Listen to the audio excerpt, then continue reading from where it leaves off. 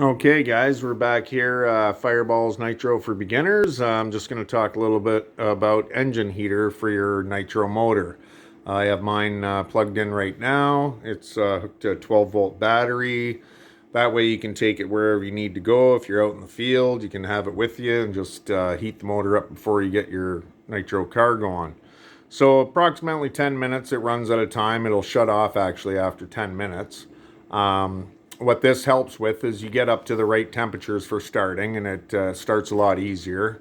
And also, it actually saves your motor because you're not getting as much friction on the first initial startup while it warms up, etc. So I definitely say it's a good option to have. You can get them on Amazon. I think I paid 20 some odd dollars for that one. It was basically delivered the next day. But it'll heat your motor up to about 110, 120 Fahrenheit, and which is ample. And one good thing about it is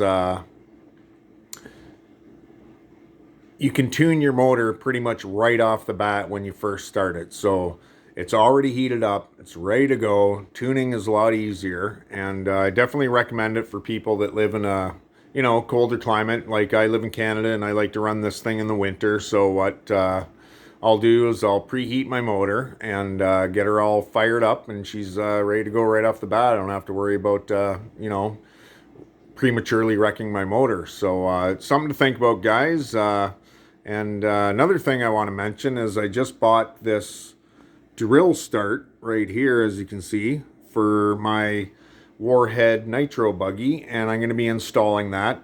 Pull starts are good and everything, but I just think it'll be a little more convenient to have the drill start for it, and laziness, and get her started up a little quicker. Okay, guys, we'll talk to you soon. See you on the next video. Bye for now.